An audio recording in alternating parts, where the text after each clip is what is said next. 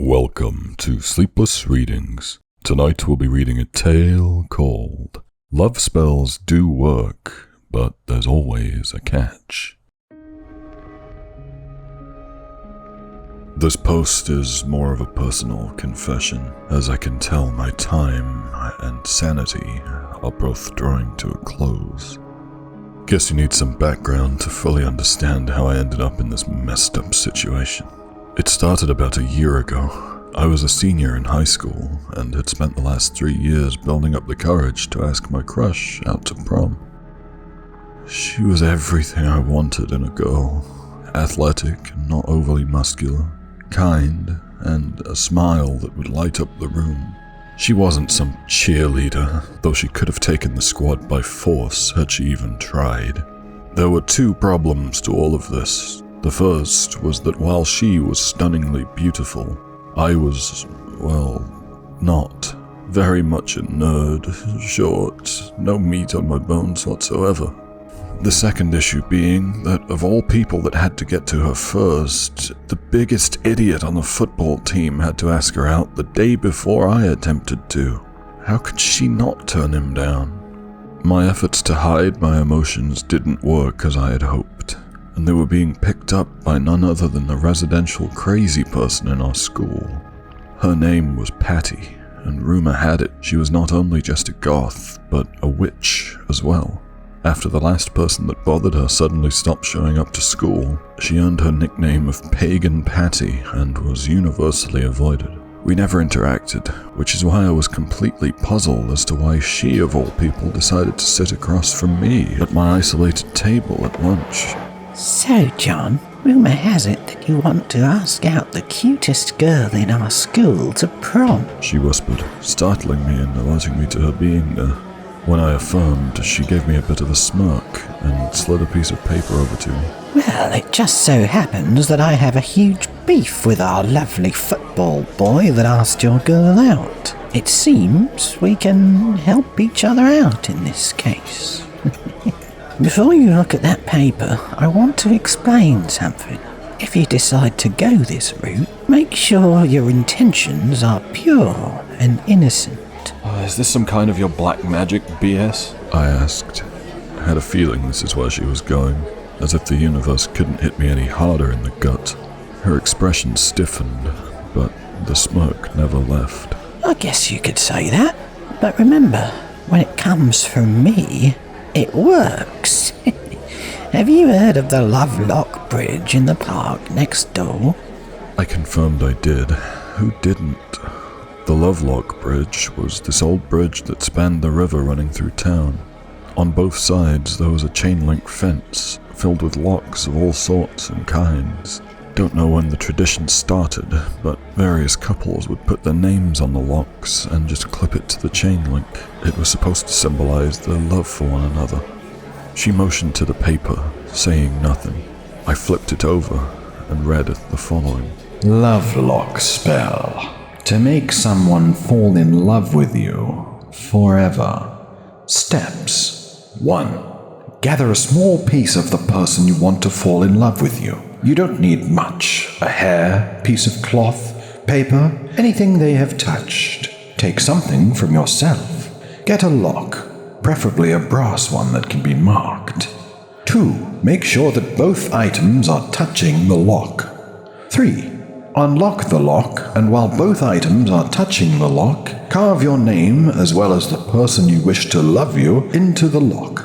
Focus on the sort of relationship you want to have with them. Picture what you want.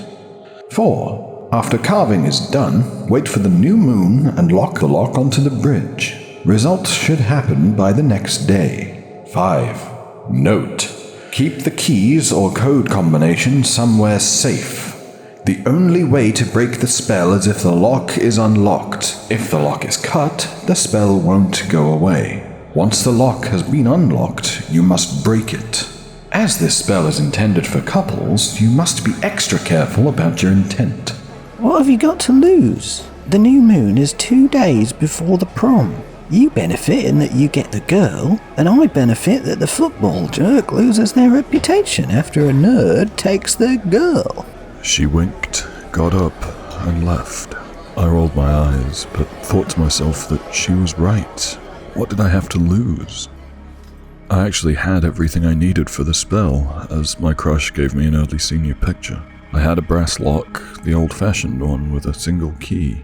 Looking back, the intent was where I caused the chain of events that led to today. When I carved our names into the lock, I pictured her doing everything to me, fawning over me, professing her love. The night of the new moon, when I clipped the lock to an obscure length of fence on the bridge, I felt an ominous foreboding in the air. Something was wrong. The next day I rolled out of bed, awoken by several pings and phone calls before my school alarm went off. As I looked at the phone, I realized that my crush was trying to reach me. Did a double take, no, triple take. She had somehow found me on Facebook and got my number from one of the few people at school that knew me. I quickly sent a message over to her, and all we talked about was how prom would be so fun. I was dumbfounded. The spell worked. This had to be a joke. The days leading up to prom confirmed otherwise. She couldn't be away from me for any length of time. When we were in separate classes, she'd be texting me throughout the day. When prom finally came, she openly told the football guy he was a jerk, which we all knew already, but it stung him to hear it from her, and proclaimed that she was going with me. Naturally, one does not simply tell a jock that you're going with a nerd. I got us to prom with no incident, but noticed that my car tires were flat when I ran back out to get something. This I expected, but what I didn't expect was that upon hearing this, I caught a warped smile briefly appear on her face as she whispered, "I'll handle this, my love." She headed off in the direction of the idiot, who most likely had something to do with the tires. I saw her say something and leave with him. A short while later, she returned, and he didn't. I still do not know to this day what she said, but the jock went missing that night. Turns out, only the air was let out of the tires, so she had a friend help get an air pump to fill them back up. Whenever I'd ask about the guy, she'd just say that he left town. That warped expression would show, only for a second. After prom, I started noticing more about my crush, as the spell was still going strong. Things that worried me. I found out through her parents that they experienced a lot of pets dying due to bad luck. I think she had maybe 13 dogs and cats that passed away before old age could get to them. Her parents seemed strained almost. They mentioned that their daughter was always an odd sort. She didn't have imaginary friends growing up, but would talk to herself. She also would get into fights over little things when she was younger, and even stapled her third-grade crush when he claimed he'd never be with her. With every story I was told, it got more worrisome as time went on. Don't get me wrong, she was completely infatuated with me, and would do anything I asked just to be the perfect girlfriend for me.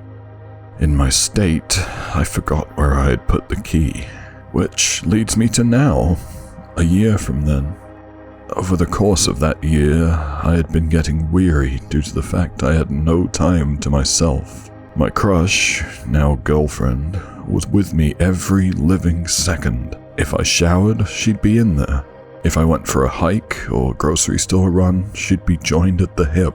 If I was reading, she was holding me close. I wasn't doing well at my office job either. It was the one place she physically wouldn't go, but she made sure to text me every second. So it was no surprise to me when I came in one day and was told I'm being let go. When I came home with the news, that warped smile appeared on her face again. She told me she was heading out and would be home in a bit. It was already dark when she pulled in, and we hurried off to the bedroom. The next morning, I woke to a voicemail from my old boss, saying in a shaky tone that I would be promoted and not fired. He went missing too. His position became mine when I came in. I know what she did, because she left a bloody rag sitting in plain sight in the back of the car. The police were called, and she was dragged out of the apartment, saying that she did everything out of love to me. I was questioned, but ultimately it was determined I had nothing to do with the current situation. beyond the spell, of course. But what was I supposed to say to the officer? Oh yeah, I put a spell on her that made her this way. They checked her into a mental ward instead of a jail cell. It turns out both the jock and my boss were killed by her, all because they did something to me. I've been sitting here with my guilt, as I'm the one that did the spell. It's my fault. I tried to reverse everything. I finally found the key to the lock, but it was already too late. Due to the fact that the bridge was old, the city just had to destroy the bridge and the locks. I've been out there the last few days searching the water in hopes that I could find my own lock and undo everything, but it hasn't worked. I moved locations and found out yesterday that my girlfriend escaped the ward. I know she's looking for me, so I sit here, waiting for that gentle creak on the stairs to let me know someone is coming.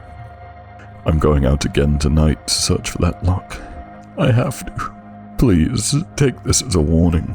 Love spells are no joke, but had I known a year from then I'd be hiding in a tiny apartment waiting for the inevitable approach of someone who'd do anything for me, I don't think I'd have wished for this. I have to go.